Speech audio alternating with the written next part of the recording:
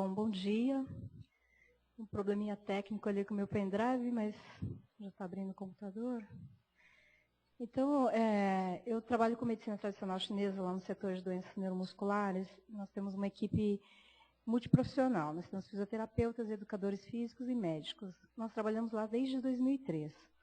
Embora já tenha 9 anos que nós trabalhamos lá, assim, as pesquisas em medicina tradicional chinesa são difíceis, pelo modelo de medicina alternativa ou complementar, que é um modelo de pensamento holístico, um modelo de pensamento integrativo entre as várias especialidades. Então, por isso que normalmente no bloco da equipe multidisciplinar, a medicina chinesa ela vem por último.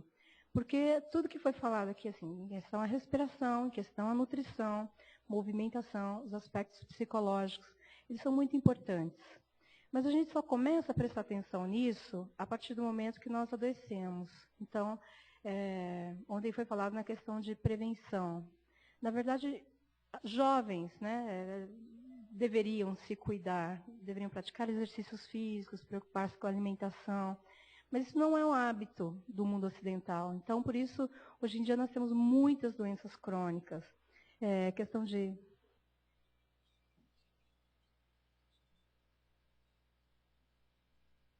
Só porque a gente está com pressa, né? Então, essa questão assim, da prevenção, do hábito cultural mesmo do mundo ocidental. Hoje em dia a gente tem muita doença crônica, uma explosão, estou falando de uma epidemia de câncer hoje em dia. Saiu uma matéria no Globo falando que a geração de crianças de hoje em dia, né, 4, 5, 6, 7 anos, vai ser a primeira geração que vai viver menos que os pais, por causa dos hábitos alimentares. Né? Isso dito por uma pesquisadora, uma professora que trabalha a questão de alimentação. Então, quer dizer, se isso tudo é verdade ou não é verdade, a gente não sei ainda onde a gente vai chegar, mas que é uma realidade que a gente vem observando, né? Quantas pessoas que eu conheço que estão com câncer, que estão fazendo tratamento e tudo mais, várias pessoas. Então, assim, no pensamento da medicina chinesa, não existe uma doença específica, é um processo de adoecimento, alguma coisa errada que vai com a nossa fisiologia, tá? Então, e pior quando a gente está com pressa, o computador vai devagar, né? Só porque a gente quer que vai rápido. Bom, então vamos lá. A questão da medicina chinesa, para quem não conhece, ela engloba técnicas como fitoterapia, dietoterapia, meditação, exercícios físicos, tá? E a técnica mais conhecida é a acupuntura. Então, nós trabalhamos com esclerose lateral amiotrófica as técnicas de acupuntura e Qigong, que é um tipo de exercício físico, e meditação. O cuidado com esclerose lateral amiotrófica, que ela é uma doença rara, né? E é uma doença que evolui rapidamente. Então, desde que nós começamos os trabalhos lá no setor de doenças neuromusculares, nós tínhamos o cuidado da escolha adequada da técnica. Por quê? Se é difícil provar que funciona, né? Ter resultados positivos, mas a gente acredita que possa ter resultados positivos, então também pode ter resultados negativos. Tá? E quando a gente está falando de energia, aqui a equipe multiprofissional falou muito na conservação de energia, é um dos pontos mais importantes. Na medicina chinesa, a chave toda para a longevidade, né, quanto mais a pessoa vive, é porque essa pessoa ela consegue gerenciar melhor a energia. Ela consegue usar essa energia nos momentos que são adequados, são necessários realmente, e o que não é, perda de tempo, né, preocupação à toa, ansiedade que não resolve nada, você não precisa se preocupar. Espera o problema. E a hora que o problema vier, aí sim, você vai lá e resolve esse problema. Ou não, se não tiver como resolver, também não resolve, né? E esse gerenciamento é super importante, é o diferencial dos pacientes que vivem mais, vivem melhor ou vivem menos. Então, vamos passar.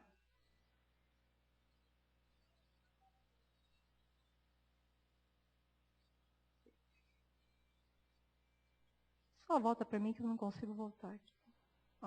Então, só uma experiência em relação à China. A incidência dela na China como um todo, a gente não tem, pelo menos nas publicações traduzidas, né, a gente não tem. O único dado que saiu foi, em 96, 0,3, quando a incidência mundial é mais ou menos 1 para 100 mil habitantes. Tá? E aí esse autor, o mesmo autor, voltou de novo.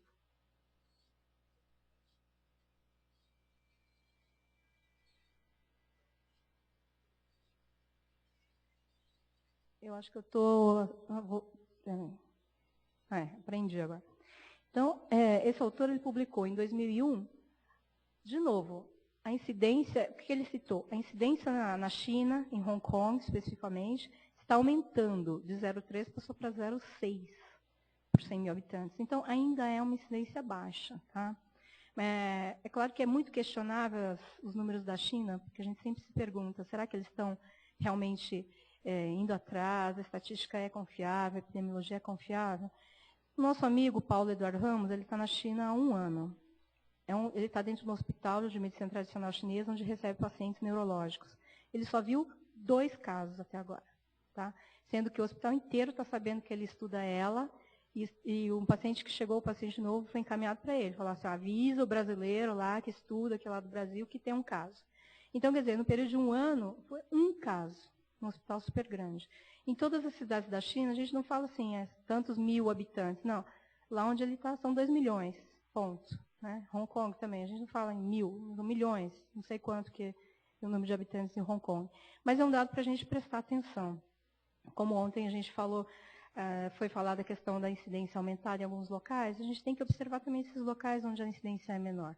E o Paulo perguntou, professor, por que dessa incidência baixa? E ele falou, provavelmente pelos aspectos culturais, né, os hábitos de vida realmente, porque não tem uma explicação. Essa questão da baixa incidência, então, ela dificulta um pouco a pesquisa, por quê? Porque a gente não tem um acompanhamento de muitos casos como aqui a gente tem no Brasil, né, que são vários casos que a gente acompanha. Então, dificulta a pesquisa, realmente, a coleta de dados e ver como é que esses pacientes evoluem. Um desses pacientes já tinha vários anos de evolução, não me lembro quantos, mas o Paulo falou, ele está andando, respirando normal, se alimentando normal. E o outro começou o tratamento esse ano. Então, a gente está assim, muito com expectativa de ver a evolução desse paciente. Mas o próprio professor falou para ele, depende mais dele do que de mim, porque eu vou aplicar a mesma técnica. Para todos os pacientes, eu aplico a mesma técnica. Uns pacientes melhoram, outros pacientes não melhoram.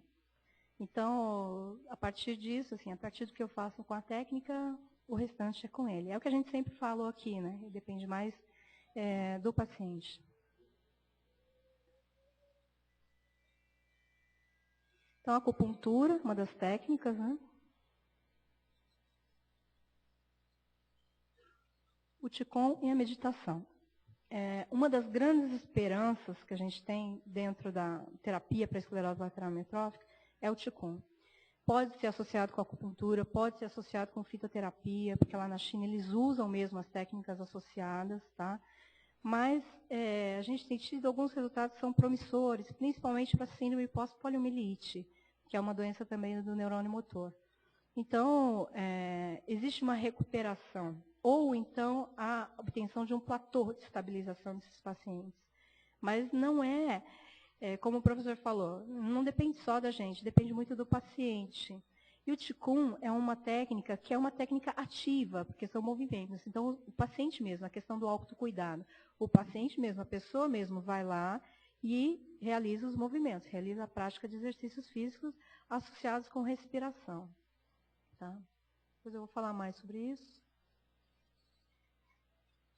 Então, é a fitoterapia e a dietoterapia. Estava conversando com a doutora Cari ontem. A gente sempre, na primeira avaliação de medicina chinesa, a gente orienta a alimentação. Correções de hábitos alimentares, que a gente sabe que alguns alimentos podem prejudicar, enfim, intoxicar entre aspas, tá? Porque é questão da individualidade do paciente. Alguns alimentos, embora sejam considerados naturais e saudáveis, às vezes para aquela pessoa não é. Então, independente da cura estar em algum tipo de alimento, ou algum tipo de fitoterápico, essa orientação já é feita. E a gente não sabe assim, se essa orientação ou a própria consulta, o paciente vai até uma fisioterapeuta e faz uma consulta com a fisioterapia que orienta exercício físico, e a pessoa muda um hábito. De repente, esse hábito é o suficiente para ele estabilizar o quadro. Agora, se é esclerose lateral amiotrófica ou não é esclerose lateral amiotrófica, a gente nunca vai saber. Por quê? Porque ela não tem marcador. Agora, se esse paciente estabiliza, a gente nunca fala, nossa, ela tem cura, né? A gente fala, esse caso não era ela. Entendeu? Por quê? Porque a evolução é atípica. Mas a gente ainda não tem recurso para pesquisar esse ponto, saber o que vai modificar a história natural dessa doença. O que é importante nessa doença? Porque ela realmente é muito complexa. A questão da água ontem, a contaminação da água me deixou perplexa, porque a gente nunca contraindica a água, né? A gente nunca vai pensar na água, e de repente a água está causando algum tipo de dano ao tecido do sistema nervoso central. Então, a dificuldade é um débito nosso, realmente, a publicação de artigos científicos nessa área, mas é muito difícil. Não que a gente não se aplique, mas a ela é muito complexa.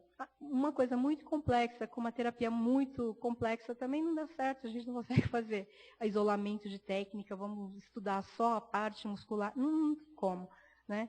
A gente ainda está em débito, mas um dia a gente chega lá. Então, a interferência da medicina chinesa no nível físico, nível psíquico, ambiental e espiritual. Tá? Quando a gente fala de nível ambiental, a gente está falando de tudo, da água, da alimentação, da casa, de tudo. Né?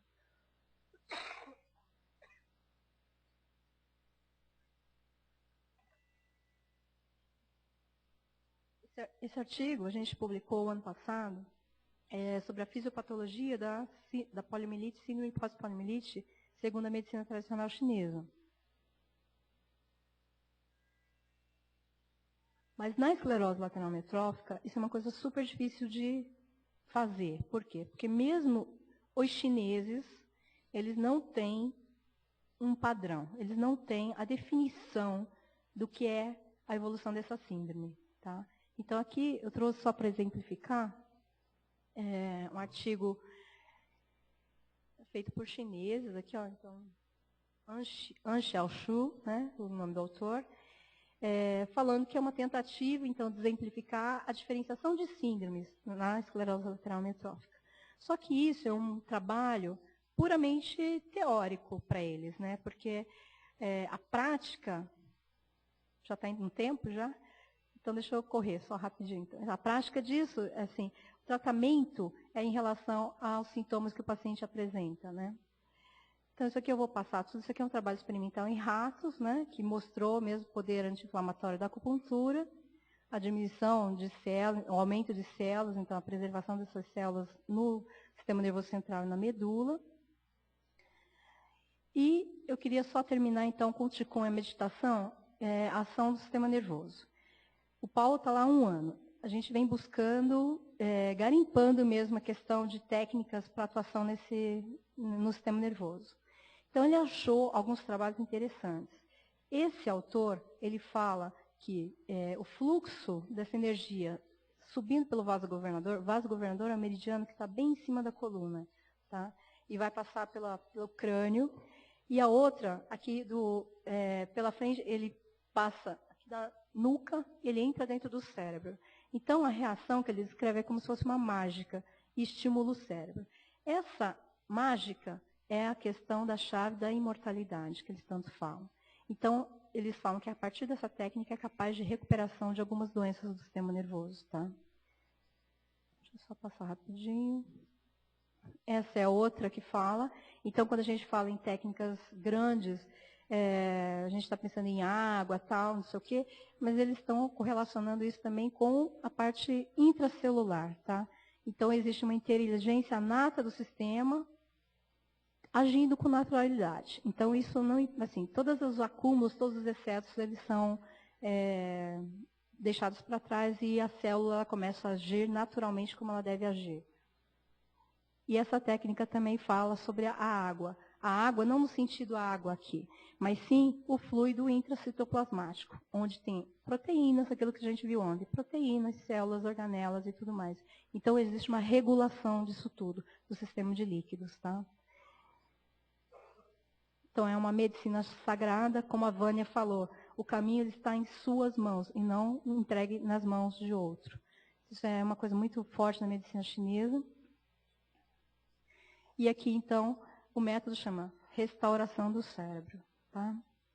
Não vou nem falar muito sobre isso, eu já estou sem tempo, mas o que é importante? Então, isso aqui é o cérebro lá em cima, sistema nervoso central. Só que eu... Pronto, agora eu danei tudo mesmo.